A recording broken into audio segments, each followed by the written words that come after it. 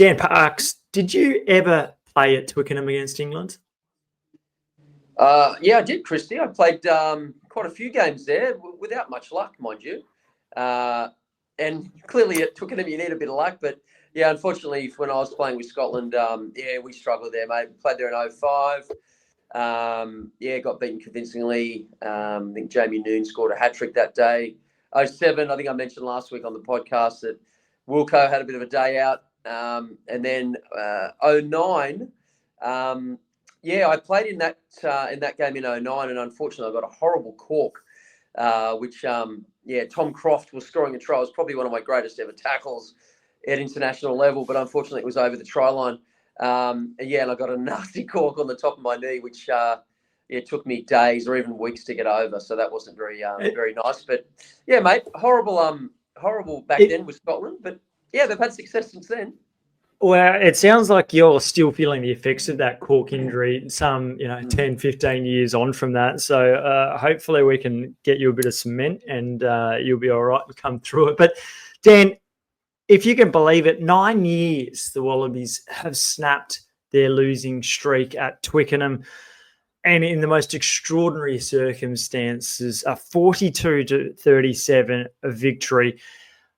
We're going to be discussing the Wallabies, how they did it, what's next as they look ahead to Wales, who have just suffered their 10th straight defeat against, this year in a calendar season, it's been 9 defeats.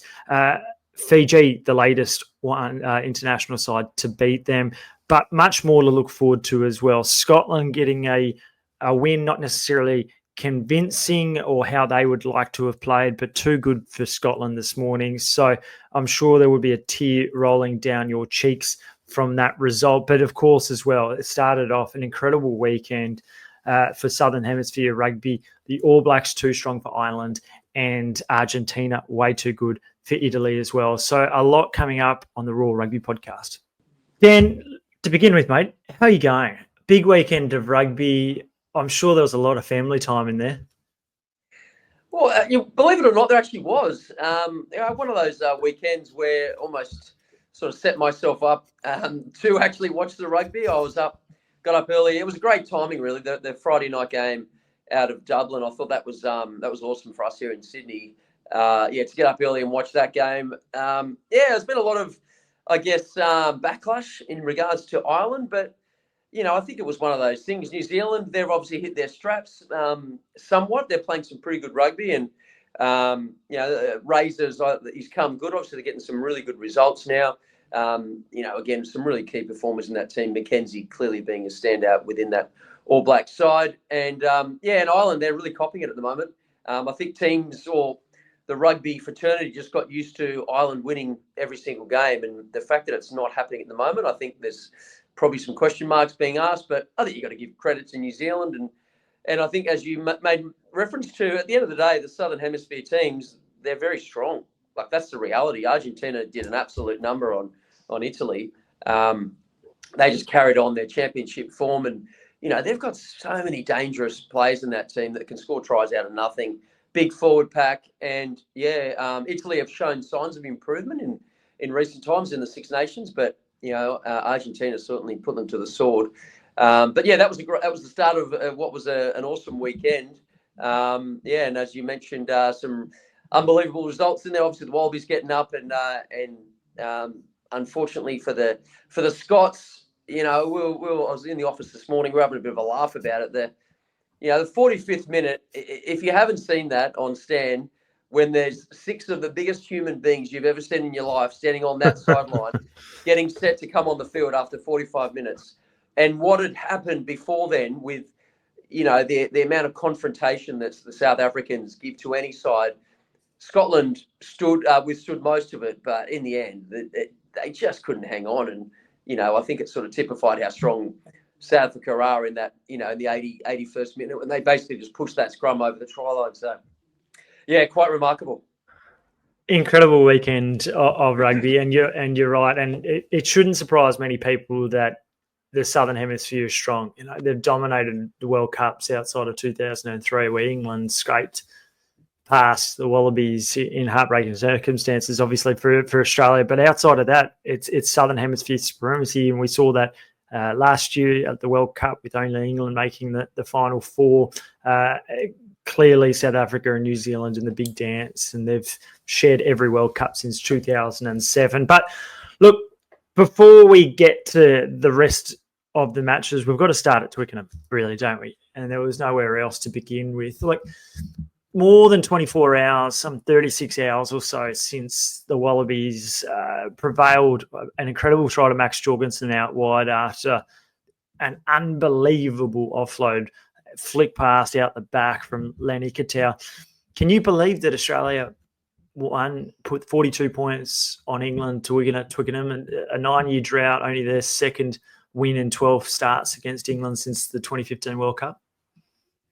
Well, I can. I think we spoke about it last week about, for me, there's been certain signs of improvement along the journey, in particular since Joe Schmidt's taken over. I think this group, you can clearly see them, how they're gelling together and wanting to play for each other. And, I know there's been a lot of credit goes to Joseph-Aukuso Suaalii, and with, I think with good reason, but there was a lot of other tremendous players out there. I think what Joseph provides is something a bit different, and possibly what we've been lacking since Israel Folau come onto the scene with Australian rugby. And I think, there would have been a lot of eyeballs on that game. There would have been a lot of people probably not wanting him to succeed as he did. But the fact that he did, I thought was just absolutely brilliant. You look at the run meters, if you sort of didn't watch it and you looked at the statistics, you would say, well, what did he really do? But when you piece it together and see the involvements he had, the impact of those involvements, not just in attack, but also defensively, it was just almost like a perfect starting point in so many different facets. I mentioned Folau before, like the aerial prowess he has, and that was evident from the very first kickoff the Wallabies did. You could clearly see they had a plan. And if you even go then to the 80th minute, when they had to get the ball back, who do they go to? And they go to him again. And for me, I think that's just exciting. I think, Australian rugby, Wallabies, they've been crying out for something that we can, the public in general, can really get behind. I think this is a pretty good starting point. He was amazing, but you saw the other players. Lenny Ikitau, to me, he was probably the player of the game.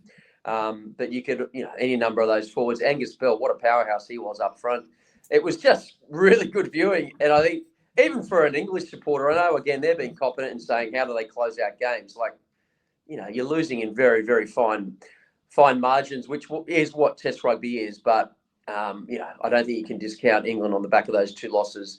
I'm sure you want to probably talk about some of Ben Youngs's commentary. But at the end of the day, that's what makes it all interesting, and that's what people want to see, and that people want to watch, because at the end of the day, to me that game on our early Sunday morning was just a brilliant game of rugby.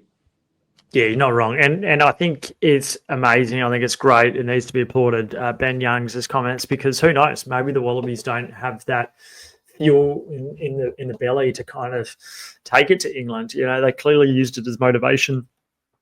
Players, I know that the All Blacks have done it in the past with the Wallabies, when players come out and said, we're going to, with the Bledisloe, the aura might have been gone because of the occasional defeat, or the fact that the Wallabies have pushed them, and it's always generally bit them in the backside. And Ben Youngs, by coming out and say, Australia, don't waste my time, I think that's just phenomenal. And I think it's even better that less than 24 hours after the game, he's getting out there saying on his podcast, I'll eat the humble pie. Like, that's brilliant. It's great for world rugby.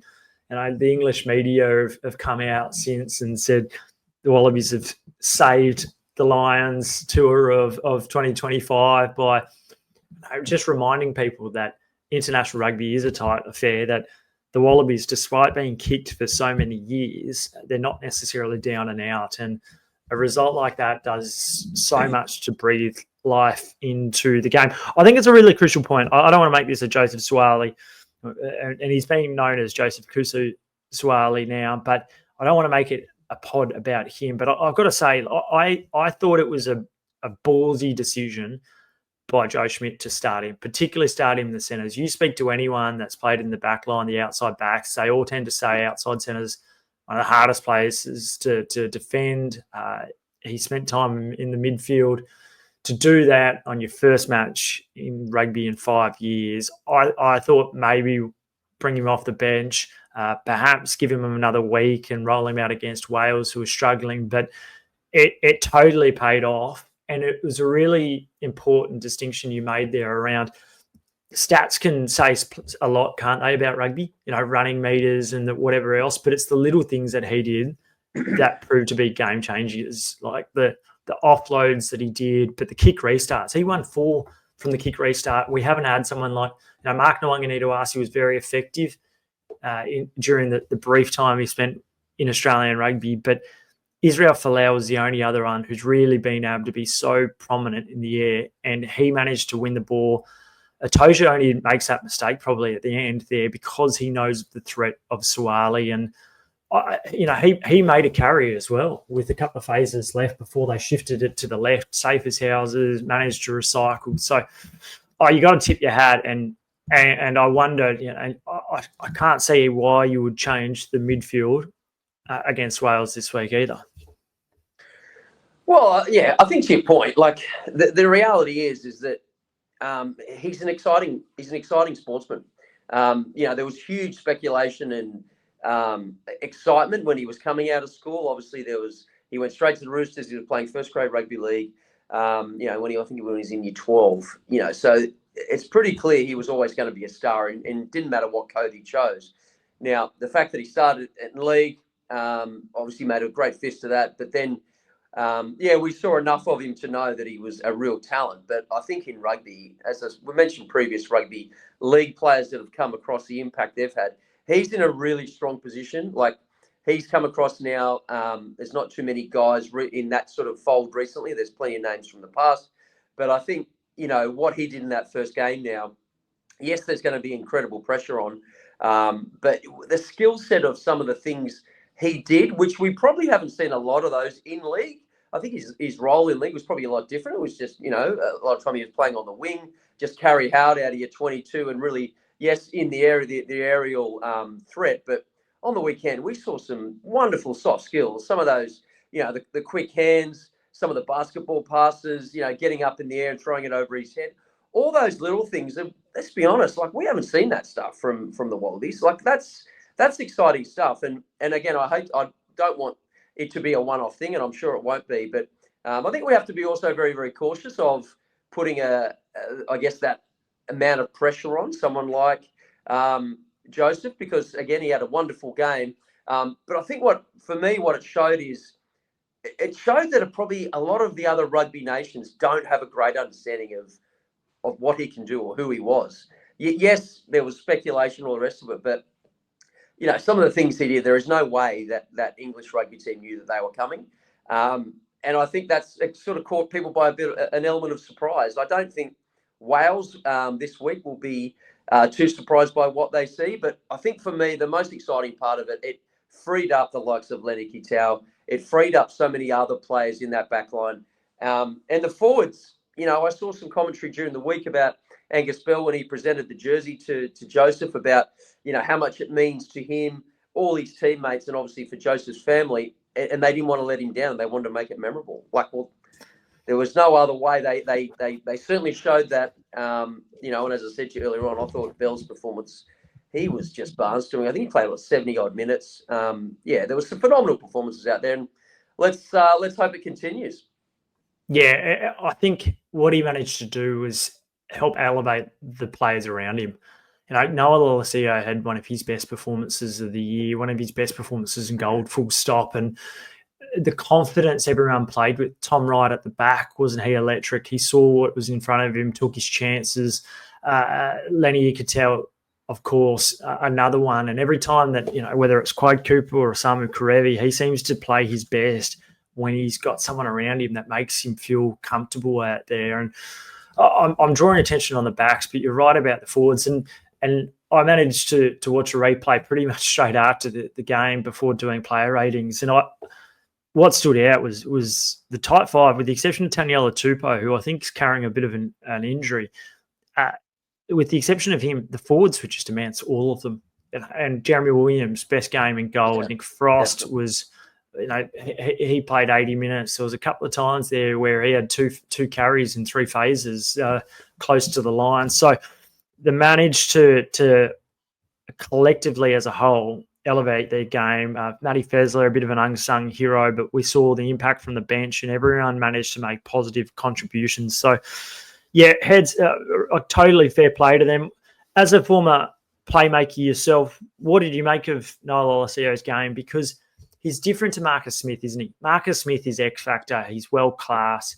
He seems like he's the most comfortable he's ever been on the international stage. Line breaks, kicks for tries. The beautiful early one for Ollie Lawrence in the midfield to set up the opening try.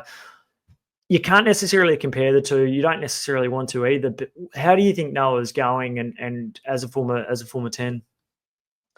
Yeah, and I think, again, we spoke about last week, there's obviously a bit of pressure around that jersey. There's lots of blokes that obviously want to be in that jersey. And, I think he repaid the faith that Joe Schmidt has shown in him.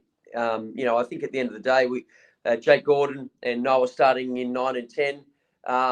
It was a pretty slow start to the game for Australia, if you think about it. Like, they found themselves down behind by a couple of scores. But what I really liked was the maturity shown. There was no panic. Jake went off with the head knock, and Tate McDermott came on, and he really sparked things for the Wallabies, which was great for him. Gave him a lot of confidence to come on in that environment. Jake came on in the second half and then steadied things again and got the Wallabies right back into it. But I think Noah throughout the game, he was solid as a rock. He kicked his goals well. I thought that was an area where, again, they needed to keep ticking that scoreboard over. And so I'd have to say it was a very, very positive result. I don't know what the ratings were, but he'd be, for me, a 7.5 to 8 out of 10. I thought really, really solid performance. And again, you talked about Marcus Smith. I think we have to give him, some form of praise here. Like, in a way, he's almost like a one-man band attacking drum at the moment for the English. Everything he's doing is turning to gold. His kick selection, some of his option taking, his running game is quite superb. I actually felt a little bit sorry for him at the end of the game there because, there's probably been a lot of commentary about poor decision-making on the back of, no reason to come in there at the end on Len Ikitau. I just think he was absolutely cooked, and I think it looked like he had some form of a leg injury, which he was a bit crippled by towards the end of the game, and they put him back at 15, and, he sort of got found out there at the end, but I think he literally had no more gas left in him, and, it was a pretty amazing sight to see Ikitau with that pass, Jorgensen race away, watching it on TV early in the morning, making plenty of noise there, and watching Jorgensen with a big salute, scoring the corner. It was an amazing moment. It really was. The commentary behind it, Shawnee Maloney was pumped. Said it was one of the best things he's ever seen in his life. I think, those people that got up and watched it that early in the morning, they were rewarded because it was just it was a game that would get you, if you're on the edge of being a fan, it was a game that would get you back to being a fan. Yeah, completely agree. And I agree. Like, the only reason why England came back in that game was because of Marcus Smith. Without him being there, they're not a chance. So once again, big kind of calls from Steve Borthwick to replace or to bring on George Ford, to slot him in at 10, similarly with Randall as well. So that selection debate, the use of the interchange, is going to continue to haunt, and it's going to be a point of subject in the English tabloids, undoubtedly. Something that kind of went under the radar as well, which I think almost needs a little bit more digging, is the fact that not a single overseas player in that match day 23. We know that Will Skelton and Samu Karevi were part of the wider squad. I think we'll see at least one of those two this weekend against Wales. But can you see, right from the outset, when Joe Schmidt came in, he said his strong preference was to get to a point where he doesn't need to pick from overseas, that he's not chasing guys. He's spoken about the fact that, in basketball you can have a shooter who carries a side, but in rugby, stars don't necessarily make teams. You need to have a side that's all humming together and that are totally across their detail so that they know exactly what's happening. Have you been in situations where you think that people just they might be rushed in, or there's injuries and someone's come in and you've just been found out as a team as a result of that? And now can you see what Joe Schmidt's trying to do, and do you agree with it? I think at the end of the day, I think if you're in a team that I guess has superstars that are out of the team, that are playing in a different vicinity or whatever it may be, then naturally you want to have those best players back in within the fold. But I think what I can see is being created here is a belief within the group. I think if you look at right now, if you look at South Africa, realistically, you could pick any one of 35 players in that group for South Africa and they would do their job. And I think there's a real belief within that group because they've blooded them so well over the last couple of years. And that's why it doesn't matter what South Africa team you play, it's going to be very, very hard to beat them because you know exactly what they're going to do, but you've got to stop it. And I think for me, I think on the weekend and what I've seen in more recent times with the Wallabies is I think that's what Schmidt's trying to create. It doesn't matter who's in our team. We believe they're in there because we believe they can do the job. And I see that is the case. So you talk about the likes of Will Skelton, of course, and Samu Kerevi. Yes, naturally you want those guys in there, and they are probably certainly, you'd have to say on the back of the weekend how the centre partnership went. Does Kerevi deserve to be in there right now? Skelton, they will always find a spot for him, and there's no doubt about that. But I think the reality is that where things are heading, which we all hope as Wallaby fans, is in a very, very positive direction. So if the best players aren't available, then that's okay because the guys that are coming in, there's belief in them. So I think that's the biggest thing I would take away from it at the moment is that that it's a very, very strong looking group that's coming together. But I will say this one last point. I talked about South Africa there. There's no denying that rugby is won on the back of brute strength. And I think at the moment, South Africa would have to be the top side in the world. And their results and how good they are is based off the back of that. Like it's quite remarkable how strong they are as a group. So I reckon someone like a Will Skelton would certainly be he'd be pretty handy in the Australian group right now.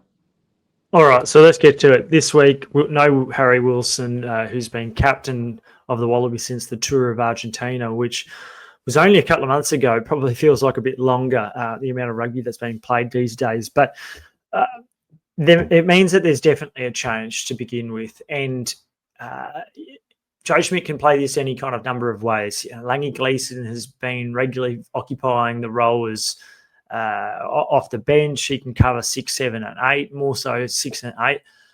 Alternatively, if you're carrying a Will Skelton who's not a great jumper, he can be used in the line-out, but not necessarily great there. Do you have him, bring him into the second row and shift either a Nick Frost or a Jeremy Williams to 6 to give a bit more height, an extra jumper there, and then move Rob Valetini to 8? What would you do? Yeah, I think you, while you were talking there, and obviously it was very clear Wilson won't be available this week. I think, there's been a lot of speculation, a lot of talk around one day Williams will be that guy that could potentially push into the back row. Depends on which way they want to go. Clearly, this is a great opportunity to give that a shot. Valentini, his preferred position, I'd have to say, is 8. So I'm sure he'll want to play in that role. So to me, it's a bit of a no-brainer. It would make sense to move Jeremy Williams into 6 and play Valentini's rate, obviously, and Skelton there in that second row position. But who knows? Schmidt may have other ideas. But I think that's certainly the way I would go with this forced change being with Harry Wilson. And I think as well, let's not underestimate how important he has been for this group, captaining the side. So obviously they'll have to find another leader or another captain in regards to the fact that he won't be there. But I think the great thing is, as I mentioned earlier on about this whole squad mentality, there'll be someone there that will have no doubt, they'll get their opportunity and they'll want to take it because they want to be part of what appears to be building a very nice looking team. Yeah, no doubt. The captaincy is an interesting one. Like Joe Schmidt has been at pains to say that the captain's not necessarily big for him. Maybe not now at the moment anyway. Like he had Rory Best and Johnny Sexton as key leaders with Ireland. It didn't really, Peter O'Mahony, of course, and even more so under Andy Farrell. But for Joe Schmidt, it seems like whatever, I'm picking the team first.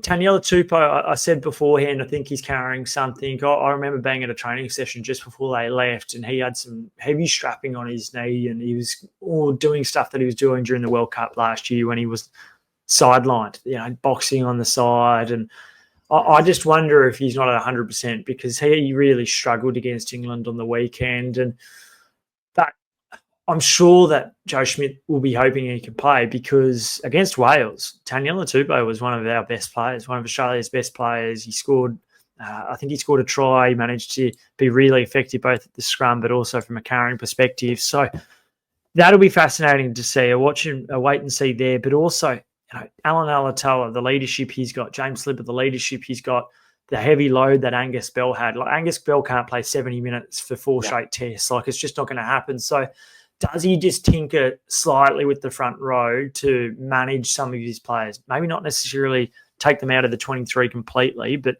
does a James Slipper maybe start and Angus Bell come off the bench to inject some life into the second half? All things that will be debated much, much more. Let's talk a little bit about Wales before we get on to the other nations. Wales have lost 10 in a row. It's pretty hard to believe. Yeah. Warren Gatland's it's not a position he's familiar with. He's had so much success with Wales, Grand Slams, Six Nations titles. They're firmly under the pump now, having lost to Fiji. It was a tight affair. It was 24-19, but a red card, an upgraded yellow to Semi Radradra midway through the first half. Wales are singing. They're probably thinking that they're on here after a really strong start, but they get run down and they're beaten. Like that's another brutal blow for them. Well, yeah, clearly it's huge, and I think. My experience of watching whenever Wales have played Fiji over many years, I always found them at times have really struggled against the physicality of the Fijians. And I think if you add in there some of the skill level as well, that was on show. I was really impressed with Caleb Muntz. I thought he probably had his best game at international level, kicked his goal, scored a wonderful try. And to your point, yeah, earlier on, I thought, I think even if you go back and watch that first half, it was completely controlled by the referee, which I think was highly disappointing. There was a lot of calls that were going against both sides that, you look at them try scoring opportunities, they'd go back phases, and give a couple of yellow cards, which obviously took those tries away. And I think in the end, it was at least 2, possibly 3 Fijians tries were taken away through either illegal play. There was one at the end. There was a forward pass as well. So the scoreline could have been a lot worse against Wales. I think it just goes to show that Fiji are a danger side. It's no fluke that they've been up as high, I think, as 8 in the world rankings. They've got some quality players. I don't think last week was a true reflection against Scotland of where they're at as a nation. I think this week in particular was a lot more where they're currently at. But I think we've got to be, as Wallaby fans, you've got to be very careful here of not getting ahead of yourselves. And again, knowing Joe Schmidt, I know that won't be the case. But, you mentioned about resting players, so on and so forth. That's always a fear in itself of doing that. And, my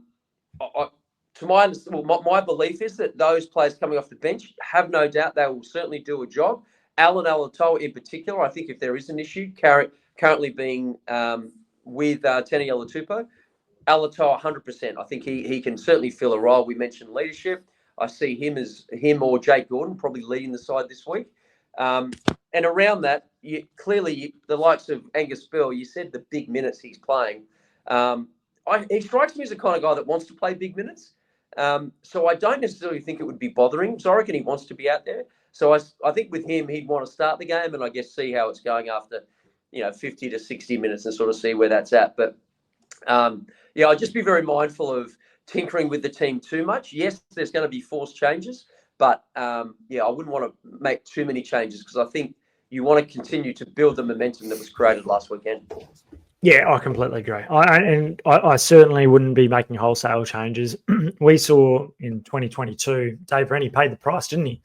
Yeah. And they stumbled against Italy and in Florence, I think it was. And so That's right. They can't afford, the Wallabies don't have the luxury. They haven't had the runs on the board to get too cute about this. But I do think that there might be one or two minor tweaks. Does Max Jorgensen come in? There was a little calf concern with Dylan Peach. It seems like he's okay now, but with a confident Max Jorgensen, a bit more pace perhaps. Peach found himself in some open space a couple of times. I thought he played pretty well, did Peach, replaced after about 50 minutes. But, yeah, it's a bit of a banana skin because for once this year, the Wallabies are almost favourites here, and that's not been the case for a long, long time. So I agree. It's going to be a tough one. I can't see it being a high scoring necessarily affair, but it's exciting. It allows you to perhaps set up your spring tour here, your end of year tests, to go and get on a bit of a roll if they start the test match well, and that's what they're going to have to do. They're going to have to be much better than they were last week. Before we go there and leave Wales, Gareth Anscombe, the 10, he's back. He's not necessarily, he's been in and out of this side for quite a while, mainly because of injuries. Is he the biggest threat for Wales against Australia? Yeah, well, I think if you look at the game again against Fiji, there was a beautiful touch there from Thomas in the centres, which led, I think it was to the first Welsh try. For those people who watched when Wales came out and toured here in our winter in their summer, he had some good touches. I thought he was probably one of their most dangerous players in that back line. I think on reflection, Australia had 2 wins against the Welsh, but they didn't probably tour with their strongest group. But yeah, Thomas, I think certainly. Anscombe, obviously, he's a very, very accomplished rugby player, and he's always going to be a danger. He's a points accumulator. But it's not the strongest Welsh side that's ever been assembled, and I think we all know that. And I think obviously Wales are well and truly aware of it. Warren Gatland, the coaching staff. When you look at some of the images we saw looking up in the coach's box from the cameras, it didn't look very comfortable. And I can, from myself, who's been over there, who's been around Welsh rugby, who knows the history, in particular, recent history of their success, things aren't great. It's a bit doom and gloom at the moment. But as I said earlier on, it's a banana skin game. It's the kind of game you can go into there expecting, there's only one result you can get out of this, and it's not necessarily a win. It's only a loss. So if you go there and you lose, then it's catastrophic. If you go there and win, well, that's expected, and it should have happened. So the Wallabies are going to be very, very careful about how they, I guess, go about this week. But, knowing, again, Joe Schmidt, knowing what they want to get out of this tour, this is just another game, that in their 4-game series, and they'll be wanting to win this one just as much as they did on the weekend. All right, let's bring it back to early Saturday morning. Perfect if you're having a coffee and a bacon and egg roll. You might have had a couple of drinks the night before and you're waking up and you've got the All Blacks and Ireland and the repeat of the quarterfinal of last year's World Cup. I don't know if the test necessarily lived up to the expectation of what you might have hoped for. I found it engrossing, and I thought the All Blacks were deserved winners. 23-13. Ireland, to me, were a bit clunky. Their back line, particularly the inside backs, a couple of balls that they dropped where usually they wouldn't.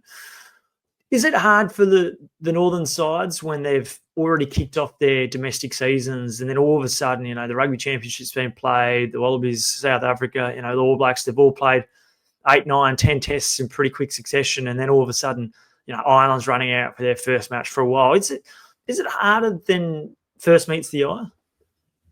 I'll say no. I think it's always a very exciting time of year. And while we're on the subject of Ireland, I think Ireland, historically, I'm going to say at least over the last 15 years, possibly 20 years, or at least 15 years, they've always excelled in the what's considered the autumn internationals. They've always done very, very well, and they've really, I guess, set task on having great success at this time of year. So I think the fact of the matter is that because they looked very clunky, New Zealand, it was almost like New Zealand knew exactly what was coming. I think if you look at I think Ireland only scored the 1 try, and it was a desperate effort in the end. I think it was Van der Fleer who scored the try, and we're so used to seeing Ireland do some really intricate, sharp-looking, fast-paced rugby, and we probably didn't see as much of it on the weekend. And I think the reality is that sometimes teams have flat spells. New Zealand They came here on the back of a big win over England, obviously full of confidence. They've had a couple of good wins in a row now. Razor Robinson, he's got this side, I think, nowhere near gelling how he'd want, but he's got them under that winning mentality, which he's had for many, many years coaching Canterbury Crusaders. So, yeah, I think that's pretty clear that, you know, the All Blacks are a very tough team to beat. They always are. And I think, there was obviously a bit of commentary as well pre-game with the whole Rico Ioane, the whole Johnny. It was good, wasn't it? Oh, and that, again, adds to the theatre. And, I love, Ioane, he just fobbed it off, as you should. At the end of the day, his job is there to play rugby. That's what he's there to do. He's there to play rugby and win games. And if he can get underneath the skin of some people, well, unlucky for those people who get upset by that. And I think at the end of the day, New Zealand, as we know, they're a very, very tough team to play. So the fact that, some people in the Irish media or Ireland in general are getting upset that they lost to the All Blacks, there's no disgrace in getting beaten by New Zealand. I'm sorry, but that's the reality. The All Blacks, we all know, are one of the top teams in the world. And, on the weekend they did well. Damien McKenzie just keeps proving how much of a quality player he is. His goal kicking at the moment is quite phenomenal. And they've got some high quality players. So, I thought they were well deserved of their victory. Ireland probably slightly off. And at the end of the day, New Zealand, they completely deserve it, and they'll move on to their next task. I think that's up against France, which will be a humdinger of a game. Looking at what France did to Japan, in particular in that first 45 to 50 minutes, they were just absolutely superb. They absolutely ran riot, and there's no more exciting player in the world than Antoine Dupont. He is just so unreal to watch, and it's going to be pretty cool watching this weekend again. It's good to have him back. And the opening World Cup game last year, and France were just soaring. It was a good win that they had over the All Blacks. So I still can't believe that they were. They ended up being about $3.80 outsiders, the All Blacks against Ireland the other day. I just thought those odds were ridiculous. Will Jordan, he just continued his try scoring ways. 37th try in 39 tests. He now has equaled the great and late Jonah Lonu's record. Like it's incredible how easy he makes the game look. He's like Mark Wall when he's batting. Like he just makes the game look simple, and just you want to see him. And he's a guy that he looks like he enjoys himself. He's always smiling. He takes the game on. Have you seen many players like him that do make the game look simple? Oh, well, I don't think you can look much further than the great Finn Russell up in Scotland. He certainly has that sort of same charisma, a slightly different sort of way about going things. Finn's always got a smile on his face, but some of the things he can do on the field are insane. But Will Jordan, he's running, the way he moves and his ability to beat people. He just glides. He does. He glides. We've seen a lot of those players over the years, probably in different codes. Matt Rogers was very much like that, the way he could move. But yeah, Ben Smith perhaps as well. Yeah, incredibly impressive. I just want to just go back slightly and just touch on, and I'd be interested to get your thoughts on this, having watched plenty of rugby over the years. I think we can't underestimate the importance of what Johnny Sexton over so long meant to Ireland.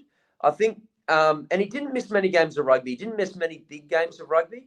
So he was always there at the forefront. He was the captain for a long period of time, but always calling the shots. And if you think about when he came into the side, who was his guy that he had to get past? It was Ronan O'Gara. So for at least 5 or 6 years, those two were competing against each other. You didn't know who was going to be selected. So Ireland were always very, very strong while they had that transition period of O'Gara to Johnny. Unfortunately, Ireland haven't found that next guy who's going to fill that void. And I think we often forget that, how important that position is. And clearly, it's taking a bit of time. Now, they'll work it out. But at the moment, I think that's what the biggest issue currently is with Ireland rugby. They haven't figured out who's their replacement for Sexton. Yeah, well, at least England have. But I think as well, England without an Owen Farrell there to close out matches, he's a similar sort of player, played the game a bit differently to Johnny Sexton, but the two of them were complete competitors and knew how to win games of rugby. Johnny did it so often for Leinster, and Owen did it so often for Saracens as well. And it's a really good point that you make. I think the benefit that Ireland's got is that Jamison Gibson Park is playing out of his skin at the moment. I think he's probably the 9 next year for the British and Irish Lions, but you never know. Like, there's a couple of handy English nines. Jack Vaughan Portley is one. I know that he's not in the side just at the moment, but he'll be back very, very shortly. But good point to bring out about Johnny, because it was always about who's going to replace Johnny, who's going to step up, and haven't found it. And I suppose in a similar way to Aussie rugby, people have been waiting and hopefully Noah Lolosio is that person, but really difficult to kind of step in and fill the shoes of the 10. Let's move to, give us a thought. Who's going to win this one between France and New Zealand? Because New Zealand now, I think they're 5 on the trot. They'll be pretty confident heading there, can round out an incredible season, incredible finish for them off the back of having so much pressure just a couple of months ago heading into the Bledisloe after consecutive narrow defeats to South Africa. Who do you think's more confident going into it, and who actually wins and gets the chocolates? Well, that's a really good question. I think the fact that Dupont is back in there will instantly give that whole group an unbelievable amount of confidence. Yes, Japan probably not playing their best rugby right now, so it probably inflated, the score line and obviously the how they played. New Zealand, they've had a tough 2 tests. I'd probably go with New Zealand about now, and I know that excuse me, if the All Blacks can start well, I think we all know if France get behind, especially in Paris, how that crowd can somewhat turn against their own. So I think, that's going to be an interesting start to the game if the French crowd can really get behind the team and they start well and they get lots of momentum, confidence, all the rest of it. Then obviously they're going to be very difficult to beat. But I'd be pretty much inclined to go with the All Blacks. I think they're playing with great confidence, and they're back to your point earlier on. They're learning how to actually get the job done, learning how to win these tight games. Sometimes you just get used to winning, just like you just get used to losing. Yeah, well, Damien McKenzie, you think about the 2 guys that stepped up, that were promoted into the team, and they were, I think, the 2 best performers for New Zealand on the weekend. McKenzie and Asafo Amua were outrageously good. Amua's 4th start for New Zealand, and he's had throwing issues in the past. I think he had one throw not straight early on, but he had a humongous shift. And you think now that you bring back a Cody Taylor, you bring back a Bowden Barrett, it just allows the 23 to become that much stronger.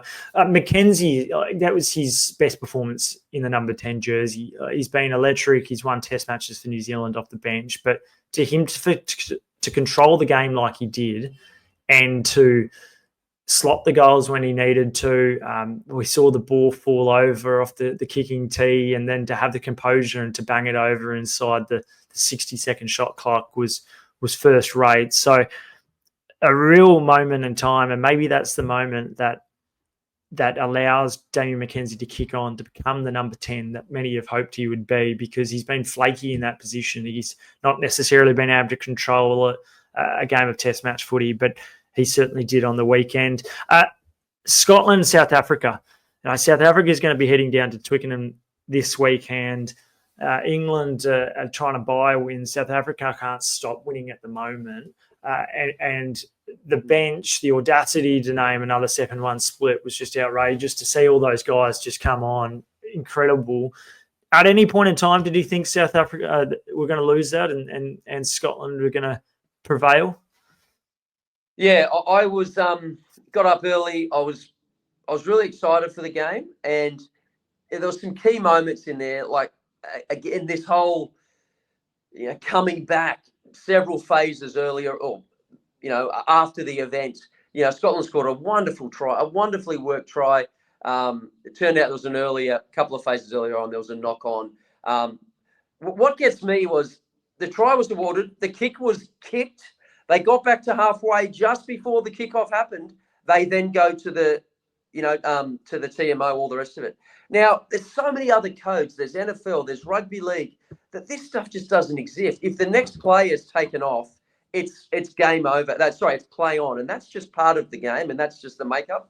that's the thing that's going to annoy rugby fans. I'm telling you now, that sort of stuff, by going back phase upon phase to it can't be like that. There's got to be an element of human of error in amongst that. For me, and it goes both ways. I mentioned Wales for Fiji. There was plenty of circumstances in that game as well. I think it was tough on Scotland in that moment. That would have made the score 19-16, completely game on. We talked earlier on at the start of the coverage. The 45th minute. If you see it, it's worth actually seeing, because it did look quite unbelievable. The 6 players that were brought on, just to give you a sample: Malcolm Marks. I always forget his name. The big guy who's currently playing at London. I think RG Snyman was one of them. Yeah, it was Snyman. It was Sia Khaleesi. It was Peter Steph Dutoy. It was Cobus Visa. Like, the caliber of those players to be sitting on a bench and to come onto the field.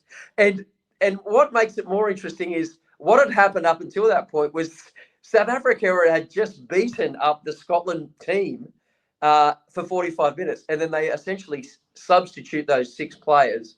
Quite incredible. I think what you also have to recognise is that from Southern Hemisphere, Scotland really, really withheld a lot of, physical abuse in the whole 80 minutes. And they did extremely well to contain for as long as they did. At the end of the day, they just couldn't contain in the end. And it ended up being 4 tries to nil.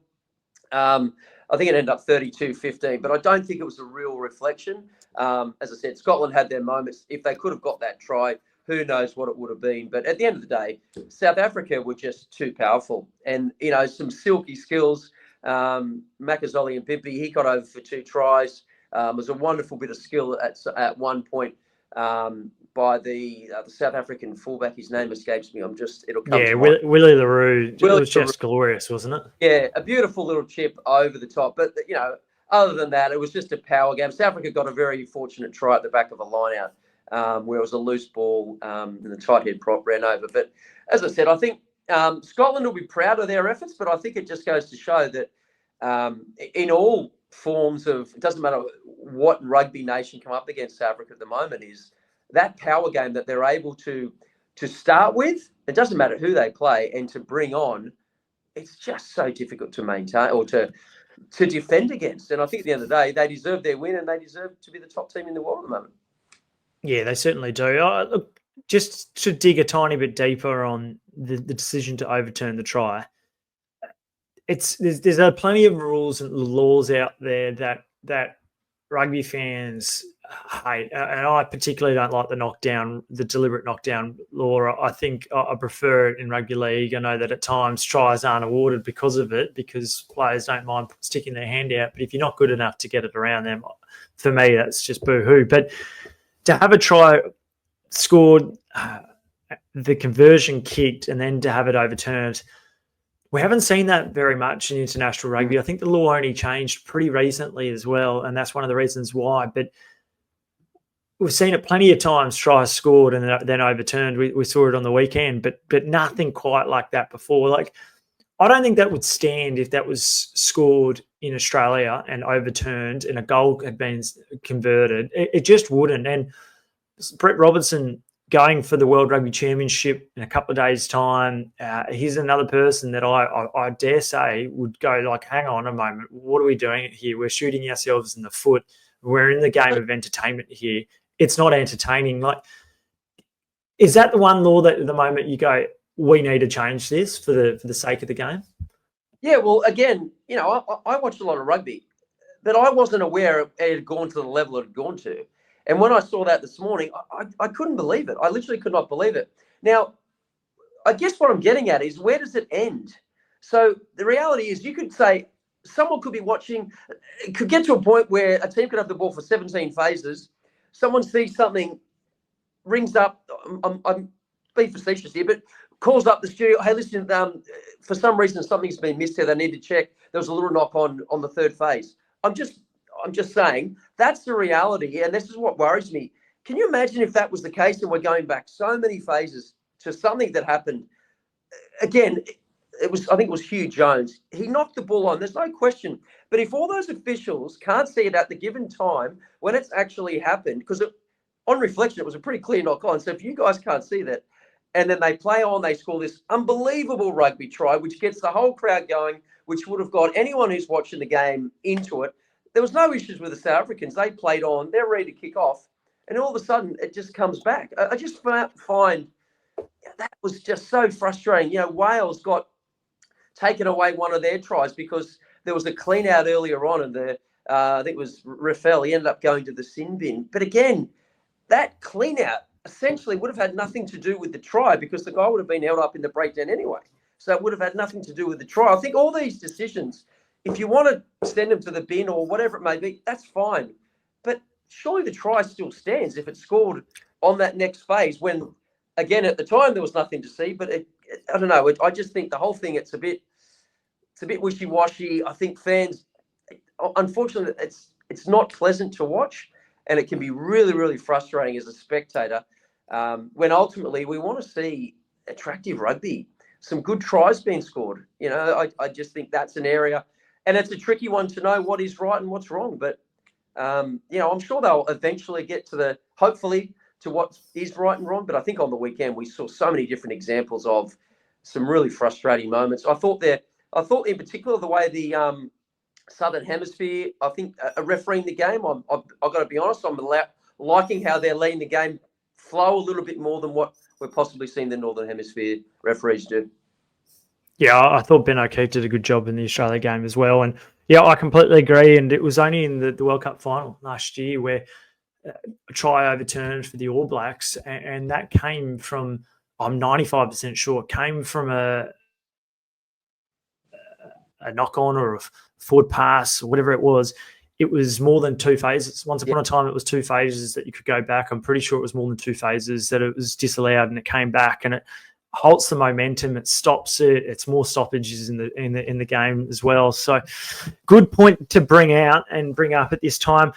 As I mentioned, World Rugby Championship, the council elects the next one to replace the outgoing Sir Bill Beaumont in the next couple of days. Really significant for Australian rugby as well if Brett Robertson gets over the line there. Competition with a couple of contenders, most aptly a Frenchman, but I think Brett Robertson's in pole position here and would really take the Irish and I think the Japanese swinging to France to go there.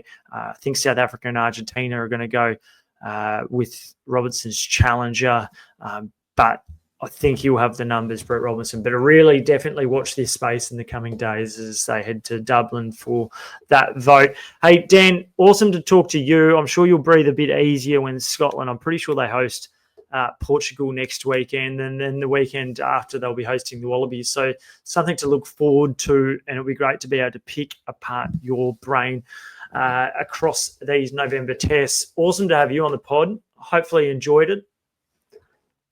Oh, I have, mate. Thanks very much for having me. Yeah, and hopefully the Scots they should be able to get over the top of Portugal. But yeah, it's going to be a fascinating weekend of rugby, and as always, these awesome internationals, they certainly create lots of entertainment. I'm sure the Wallabies will have plenty of that this weekend in Wales. Yeah, I can't afford to let this one slip through their grasp. All right, until then, I'm Christy Doran. Thanks for joining us on the Raw Rugby Podcast.